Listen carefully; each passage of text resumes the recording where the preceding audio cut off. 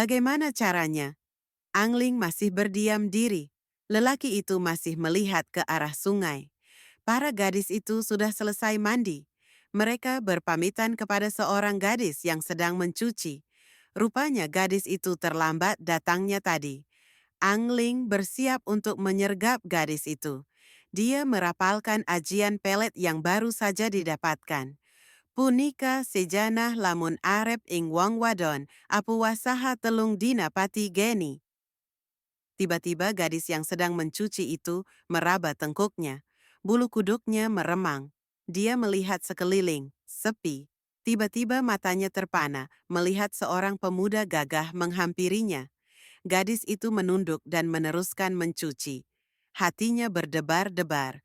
Pemuda itu berdiri di hadapan gadis tersebut. Mereka saling bertatapan. Angling kembali merapalkan mantra. Gadis itu tiba-tiba menurut saat Angling mengajaknya pergi. Mereka berlindung di pekatnya pepohonan di tepi sungai tersebut. Aku harus bagaimana, junjungan? Angling komat kamit bertanya. Bodoh, lakukan seperti pengantin di malam pertama. Suruh suara tanpa wujud tersebut. Angling memandang gadis yang sudah pasrah tersebut. Pemuda itu gemetar saat mendekati gadis itu lagi. Ini adalah pengalaman pertamanya bersama seorang perempuan. Wajahnya sedikit pucat karena takut ada orang yang melihat.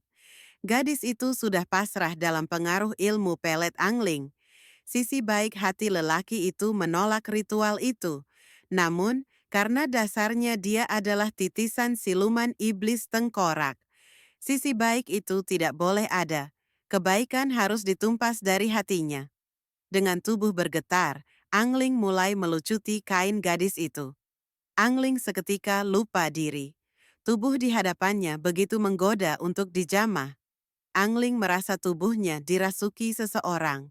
Dia merasa bagaimana dirinya menggagahi gadis di hadapannya. Angling ingin menolak jiwa yang merasukinya. Namun, kekuatan itu lebih dahsyat dari tenaga dirinya yang semakin lemah. Ah, tolong! Gadis itu menjerit setelah sadar apa yang menimpa dirinya. Angling seketika tersentak. Jiwa yang tadi merasukinya sudah tidak ada. Dirinya kembali menjadi Angling yang sejati.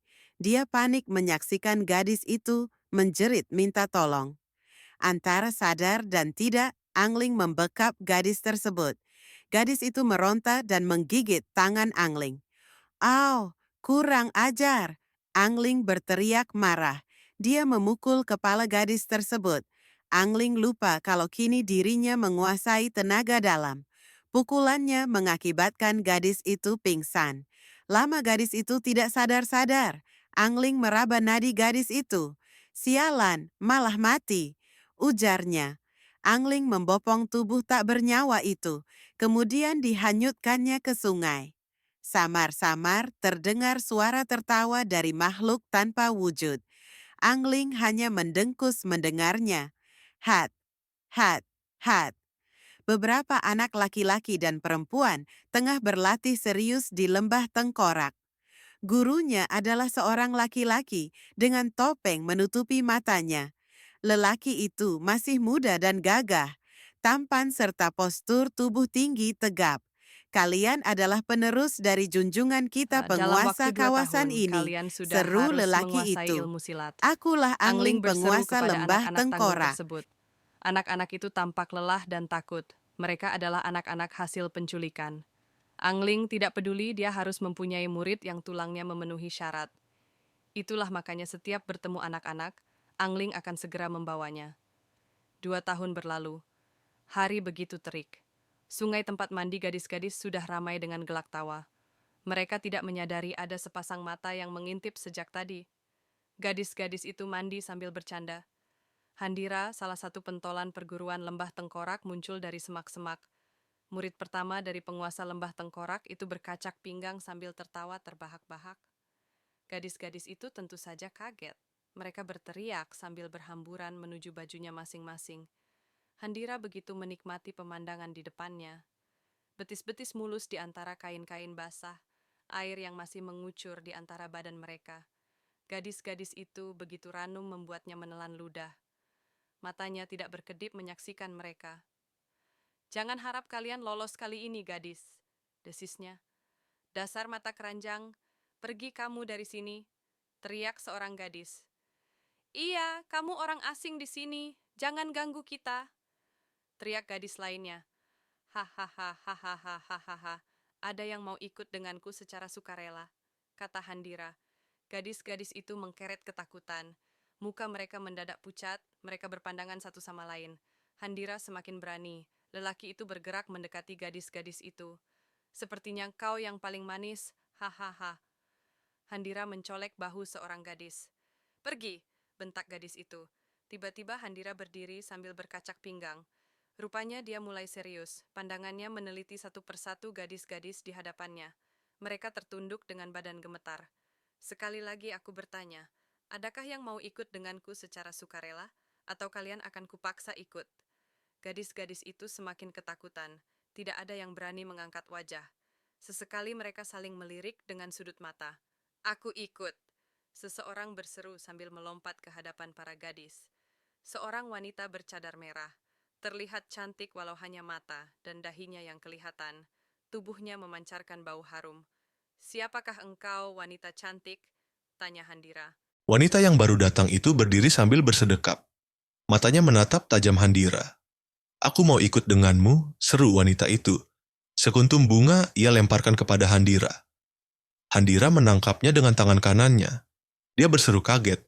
Dia berpikir kalau itu adalah bunga biasa. Handira memperhatikan tangannya yang terluka seperti tergores pisau. "Bunga apa itu?"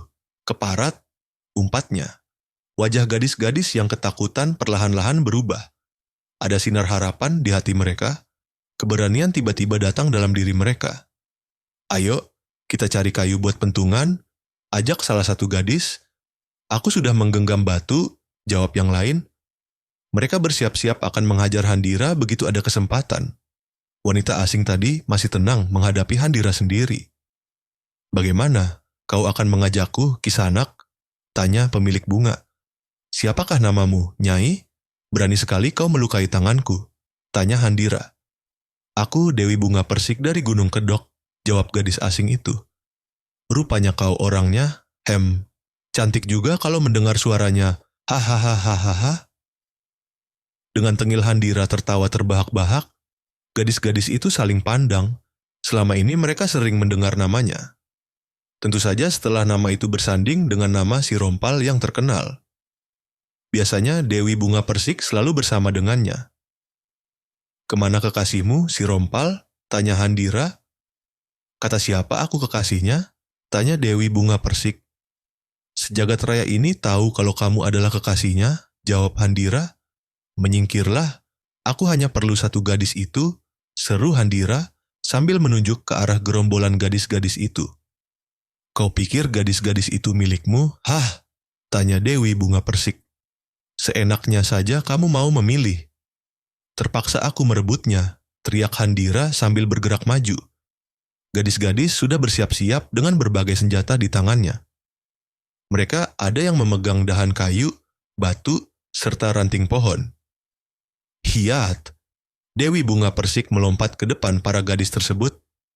Dia melemparkan beberapa kuntum bunga ke arah Handira. Kali ini lelaki itu lebih waspada. Segera mengambil pedang untuk menepis bunga-bunga tersebut. Rupanya Handira kewalahan dengan serangan bunga-bunga itu. Bunga yang sudah berubah keras dan tajam. Beberapa kali Handira harus merelakan bajunya koyak karena serangan Dewi Bunga Persik. Jeleng, seorang pemuda datang, kemudian berdiri di samping Dewi Bunga Persik, berambut gondrong memakai baju hitam-hitam. "Si Rompal," seru gadis-gadis itu. Mereka berpandangan satu sama lain. Gadis-gadis itu belum pernah bertemu si Rompal, namun ciri-cirinya sudah menjelaskan siapa orang yang datang. Si Rompal memandang mereka yang sedang bertarung sengit. Handira masih mampu bertahan, bahkan dia merangsek Dewi Bunga Persik. Gadis itu keteter dan hampir terkena sabetan pedang Handira. "Ayo, Dewi, jangan menyerah." Gadis-gadis mulai berseru memberi semangat. Mereka khawatir kalau Dewi Bunga Persik kalah, bagaimana nasib mereka? Rompal, bantu Dewi, salah satu gadis berteriak. Si Rompal bergeming, dia masih melihat pertarungan itu. Dewi memang hampir kalah. Dia sudah menghentikan serangan bunganya. Tampak dia mengambil napas sejenak. Handira terlihat mengatur posisi. Hadapi aku, dulu kamu masih aku ampuni. Sekarang jangan harap, kata si Rompal berang. Gadis-gadis nampak gembira. Mereka bertepuk tangan mengiringi langkah si Rompal ke depan Handira. Handira waspada, dulu dirinya menyerah dengan kehebatan si Rompal. Kini mendapat kesempatan lagi bertemu dalam pertarungan.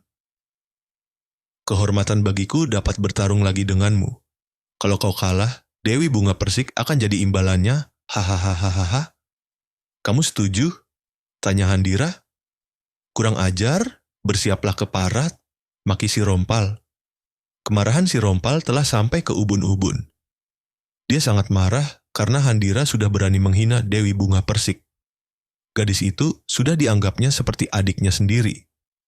Kini, dengan seenaknya Handira menjadikan gadis itu sebagai hadiah. Iyat, si Rompal tidak lagi menunggu serangan Handira. Dia menyerang duluan, beberapa jurus sudah mereka lakukan. Handira rupanya cukup tangguh. Mengapa kamu marah, Rompal? Tanya Handira. Gadis itu cukup pantas sebagai imbalanku mengalahkan dirimu, lanjutnya. Si Rompal diam, tetapi sebagai jawabannya dia mempersiapkan jurus matahari terbenam. Handira bergetar hatinya melihat cuaca yang tiba-tiba redup. Berubah seperti senja hari. Kehebatan jurus ini sudah terkenal sejak zaman dulu. Wajar kalau sekarang hati Handira menciut. Tangan si Rompal sudah berubah menjadi jingga. Angin berhembus kencang menerbangkan sampah-sampah kering. Dewi Bunga Persik dikerubuti oleh gadis-gadis yang meminta perlindungan. Wajah Handira tampak berubah. Hati menyuruhnya untuk meminta maaf, tetapi kesombongannya membiarkan dirinya untuk hancur. Dia berancang-ancang untuk menahan serangan si Rompal. Lelaki itu menerka-nerka sehebat apa kekuatan jurus matahari terbenam. Si Rompal melepaskan pukulan dahsyatnya dengan sepenuh kekuatan. Begitu marahnya dia saat Handira menghina Dewi Bunga Persik. Dengan didahului angin kencang, selarik sinar jingga melesat ke arah Handira. Satu sosok berpakaian merah datang dan langsung menyambar Handira. Tepat sebelum pukulan jurus matahari terbenam menghancurkan tubuhnya. Bodoh. Satu teriakan ditujukan kepada Handira. Sosok warna merah itu melesat pergi dengan membawa Handira. Terlambat sedikit saja tubuh perjaka itu akan berubah menjadi bubuk. Persis seperti batu besar yang tadi kena pukulan serangan Rompal. Sebuah batu besar yang tadi menjulang tepat di belakang Handira. Gadis-gadis menjerit ngeri, sekaligus kagum dengan kehebatan si Rompal. Dalam hati mereka tumbuh rasa suka. Cepat-cepat mereka mendatangi si Rompal dan menyalaminya. Berharap si Rompal tertarik. Mereka menyebutkan namanya masing-masing. Kartika, Sari, Aisyah. Seorang gadis tidak seperti teman-temannya. Ia hanya diam, berdiri di samping Dewi Bunga Persik. Kamu gak kenalan sama dia? Tanya Dewi Bunga Persik. Gadis yang ditanya hanya diam sambil menunduk. Rupanya si Rompal tertarik dengan gadis itu. Terbukti dia mendatangi gadis tersebut dan mengulurkan tangannya. Witwiw, teman-teman gadis itu meledek. Gadis itu tersipu sambil menyambut uluran tangan si Rompal. Rengganis, gadis itu menyebutkan namanya. Kemudian tertunduk lagi seperti tadi. Raut muka Bunga Persik berubah saat si Rompal seperti tertarik kepada Rengganis. Jauh di lubuk hatinya, dia merasa cemburu. Kedekatan mereka selama ini hanyalah terbatas hubungan seperti kakak adik. Tidak lebih. Dewi Bunga Persik merasa iri kepada Rengganis. Baru kenal sudah mendapat perhatian. Dewi Bunga Persik berusaha menguasai diri. Dia harus pergi dari situ. Bunga Persik juga tidak mau menyaksikan si Rompal memberi perhatian kepada orang lain. Aku pergi, pamit Dewi Bunga Persik. Tunggu, kata si Rompal. Dewi Bunga Persik tidak mempedulikan si Rompal. Dia melesat meninggalkan mereka. Pemuda itu menyuruh gadis-gadis untuk segera pergi dari tempat tersebut. Mereka menghambur lari pulang ke kampung. Setelah memastikan mereka pergi, si Rompal menyusul Dewi Bunga Persik. Dia harus mengerahkan segenap tenaga meringankan tubuhnya. Rupanya Bunga Persik sudah jauh meninggalkan dirinya. Pemuda itu tersenyum, dia tahu hati Dewi Bunga Persik. Rupanya dia cemburu, wahai, hahaha. Si Rompal melihat gadis itu menaburkan bunga-bunga persik sepanjang jalan. Dia marah tampaknya, tapi itu menjadi petunjuk jalan bagi si Rompal. Panji alias si Rompal menambah kekuatan berlari untuk menjejeri bunga Dewi Persik. Tadi dia memang sengaja membiarkan gadis itu berlari duluan. Ada bunga persik yang masuk ke hidungnya dan pemuda itu merasa terganggu. Dia lengah karena bunga persik itu harus dikeluarkan dari hidungnya. Kini tidak tampak lagi Dewi di depannya. Si Rompal berlari sekuat tenaga. Entah mengapa perasaan khawatir tiba-tiba datang memenuhi hatinya. Pemuda itu sampai di belokan tempat tadi, Dewi menghilang. Ternyata itu adalah jalan buntu. "Dewi, kamu di mana?" teriak si Rompal bertanya. Tidak ada jawaban, hening. Bahkan angin pun seperti takut bersuara. Tidak ada bunyi gesekan dedaunan. Panji semakin cemas, dia menyibak semak belukar di sekitarnya. Tidak ada tanda-tanda makhluk hidup di sekitarnya. Bahkan binatang seperti semut pun tidak berani menampakkan diri. Ada apa ini? Apa yang terjadi? Mengapa aku ceroboh? Kemana perginya dia? Gumam si Rompal. Tak henti-hentinya Panji mengutuk dirinya sendiri. Terbayang kakek neneknya murka karena Dewi Bunga Persik menghilang.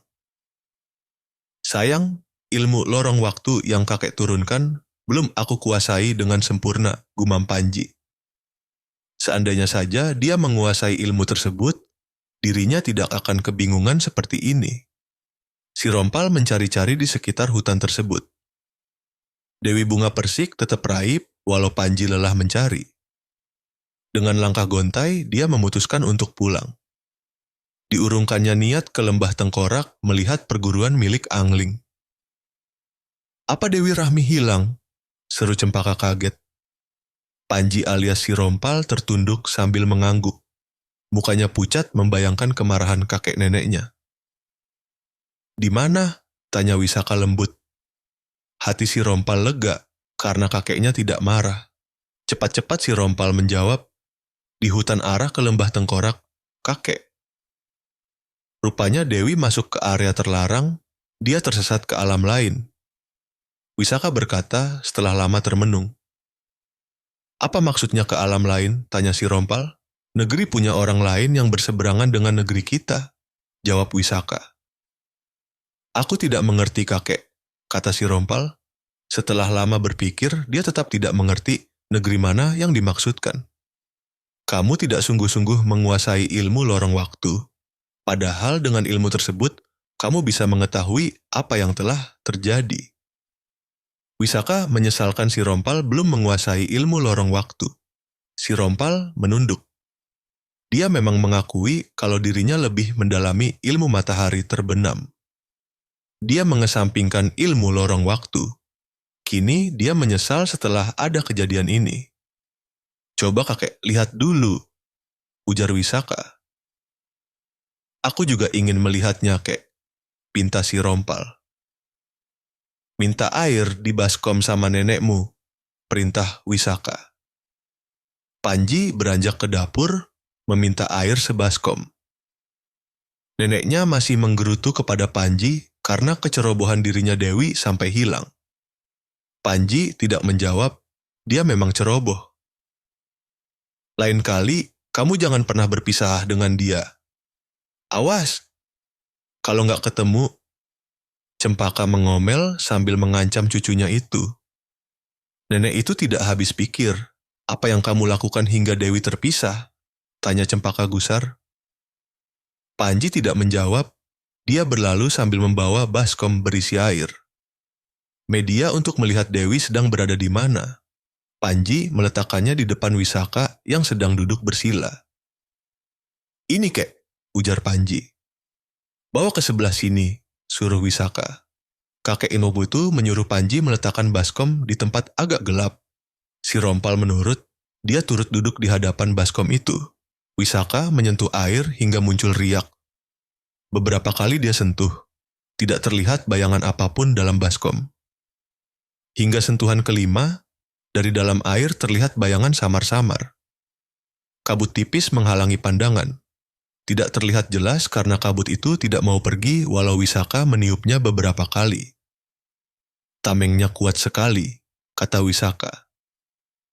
Panji memandang Wisaka, matanya mengisyaratkan rasa penasaran yang tinggi. Wisaka maklum dengan rasa ingin tahu pemuda itu. Semua orang juga cemas dengan kehilangan Dewi Bunga Persik. Pandangan dari luar tidak bisa menembus negeri tersebut.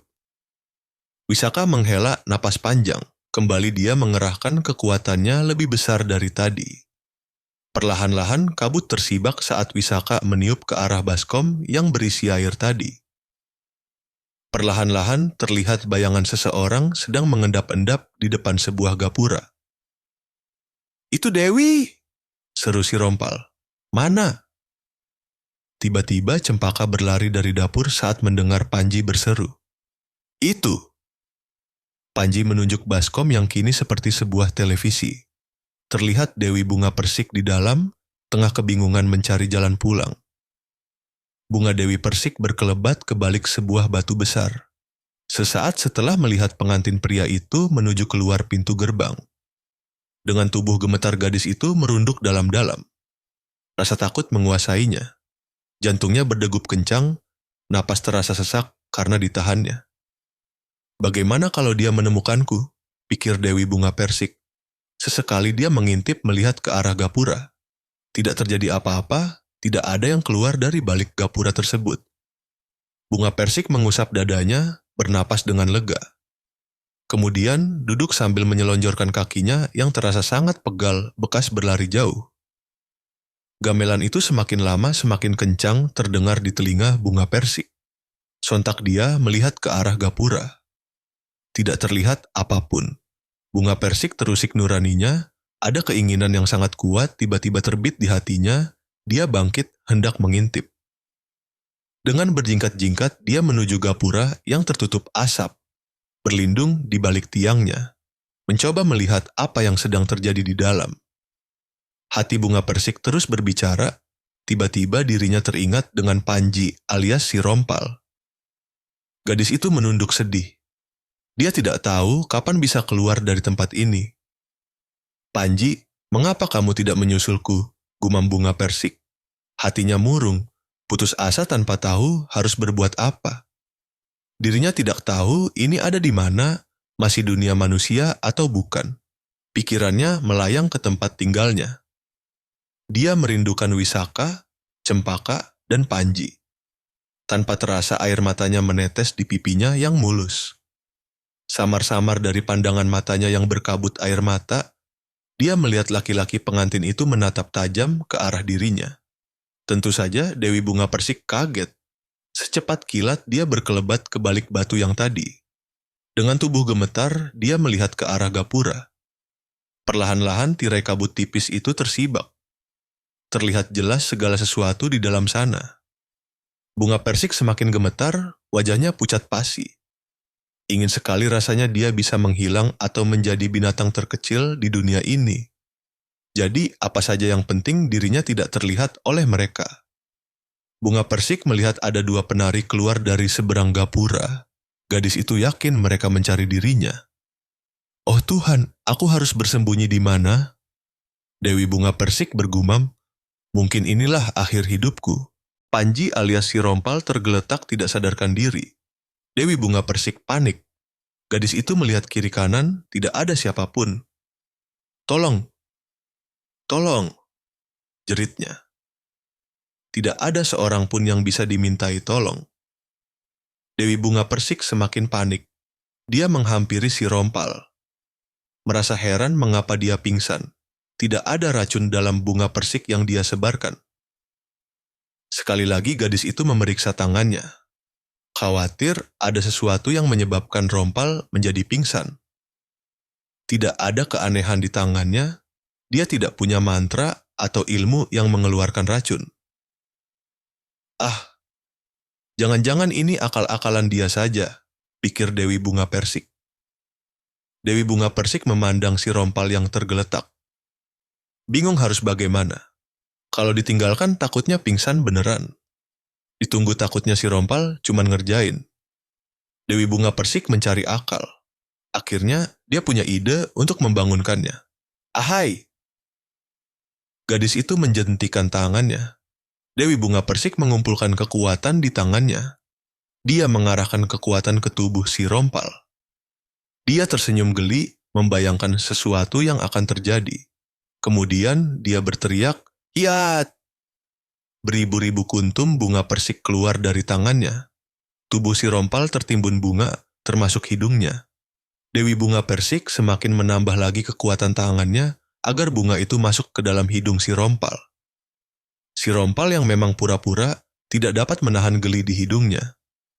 Dia tersenyum di bawah tumpukan bunga, menahan sesuatu yang sangat mendesak. Haji.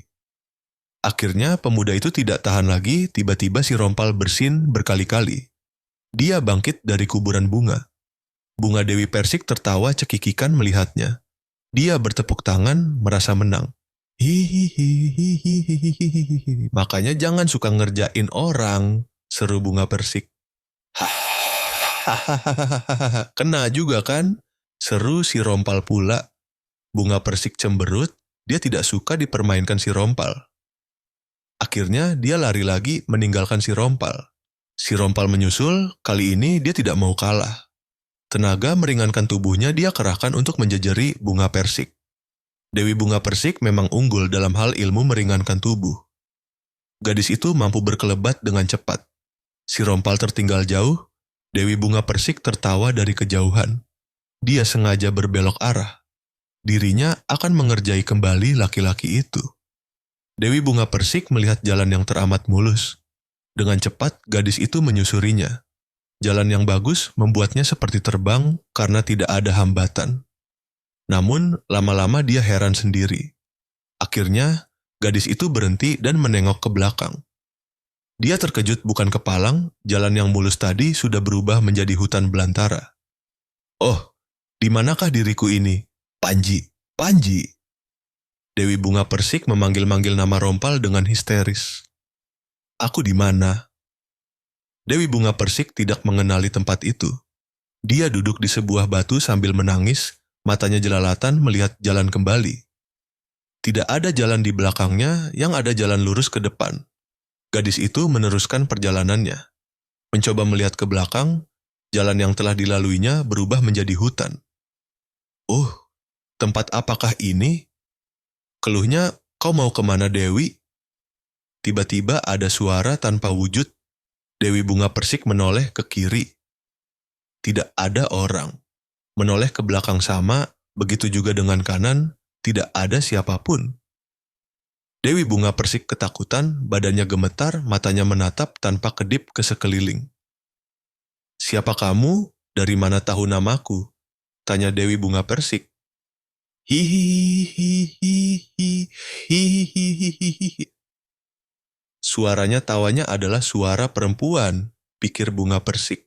Teruslah berjalan, kamu akan sampai di tempat kediamanku, jawab suara gaib lagi. Tolong tunjukkan jalan pulang, aku hanya ingin pulang, pinta Bunga Persik. Mampirlah dulu ke tempatku, kamu harus tinggal bersamamu untuk beberapa tahun. Hihihihihi. Apa? Beberapa tahun? Aku tidak mau, tolong tunjukkan jalan pulang. Gadis itu berteriak putus asa. Dia mencari-cari sumber suara. Hihihihihihihihi. Suara tawa itu mengandung hawa mistis yang tinggi. Aura di sekelilingnya menjadi dingin terasa. Dewi Bunga Persik merinding jadinya. Dia meraba tengkuknya. Rasanya bulu kuduknya berdiri semua. Dia sebenarnya bukan seorang gadis yang penakut. Namun, jika lawannya tanpa wujud, dirinya keder juga. Ini adalah pertama kalinya dia berhadapan dengan peristiwa macam ini. Pengecut, tampakkan wujudmu, teriak Bunga Persik histeris. Mendengar teriakan Bunga Persik, makhluk tanpa wujud itu tertawa. Namun, suaranya semakin menjauh dan menghilang. Dewi Bunga Persik semakin putus asa. Gadis itu tidak dapat menemukan orang yang berbicara kepadanya. Dia terduduk lemas, bersimpuh sambil menangis. Dia teringat dengan Panji alias si Rompal, kakek Wisaka dan nenek Cempaka. Panji, mengapa tadi aku mengganggumu? Balasannya seperti ini. Oh tidak, aku ingin keluar, ratapnya sedih. Bunga Persik menangis sendirian, dia menyesal meninggalkan si Rompal. Jika tadi dirinya bersama, tentu tidak akan terjadi seperti ini. Bunga Persik benar-benar menyesal. Mengapa jadi begini? Aku tersesat di mana? Tanyanya berulang-ulang. Dewi Bunga Persik bangun lalu berlari menembus hutan yang pernah dilaluinya. Dia malah semakin masuk ke dalam hutan, semakin gelap karena sinar matahari tidak mampu menembus rapatnya dedaunan. Bunga Persik berdiri sambil memutar badan, melihat sekeliling. Tidak tampak tanda-tanda seperti jalan yang tadi dilaluinya. Aku malah semakin tersesat, gumam Dewi Bunga Persik. Dewi Bunga Persik berbalik arah lagi, mencoba berlari kembali menyusuri jalan mulus di hadapannya. Sekarang gadis itu ingin mencoba sampai kemana jalan tersebut. Sampai akhirnya dirinya capek karena jalan itu teramat panjang dan sepi, tidak ada seorang pun manusia yang lewat. Oh Tuhan, aku di mana? Kembali Bunga Persik memperhatikan sekitarnya. Dia tidak mengenali tempat itu. Hampir setiap sudut hutan tempat dirinya dan Panji tinggal dulu, dia hafal. Kini dirinya benar-benar tidak mengenali tempat itu. Gadis itu menepi dan duduk di sebuah batu besar. Batu itu berbentuk bulat dan licin, tangannya mengusap-usap batu tersebut karena gundah. Tanpa disangka, di hadapannya kini tiba-tiba berdiri sebuah gapura. Dua buah ukiran berbentuk ular berwarna hitam tampak sedang mengusung sebuah batu bersinar biru di atasnya. Bunga Persik terpana melihat batu permata yang berkilau itu. Gapura itu perbatasan negeri mana? Apa yang akan terjadi kalau aku melewatinya? Tanya hatinya. Bunga Persik mengamati keadaan di dalam gapura. Dia tidak melihat apapun karena tertutup semacam kabut tipis. Gadis itu menajamkan pandangannya, berusaha menembus kabut tipis itu, nihil. Dewi Bunga Persik berdiri mendekati gapura tersebut. Dia tidak berani melangkahkan kakinya melewati batas. Dia takut semakin jauh tersesat dan tidak bisa kembali lagi ke dunianya. Samar-samar tampak olehnya orang-orang berlalu lalang. Gadis itu semakin menajamkan pandangannya. Beberapa kali dia mengucek matanya agar penglihatannya semakin jelas. Bunga Persik seperti melihat ada keramaian di seberang sana. Samar-samar terdengar di telinganya alunan gamelan pengiring pengantin. Ada orang menikah, batinnya. Dari balik kabut tipis itu terlihat samar-samar ada payung sangat besar mengembang, bergoyang-goyang ke kanan kiri. Lama-lama terlihat olehnya iring-iringan rombongan pengantin pria yang meriah. Melihat perawakannya yang tegap, dia yakin kalau laki-laki itu seseorang yang sangat tampan. Lama-lama terlihat makin jelas. Tampan sekali dia, tapi dia menuju ke sini, mau apa dia? Aku harus bersembunyi.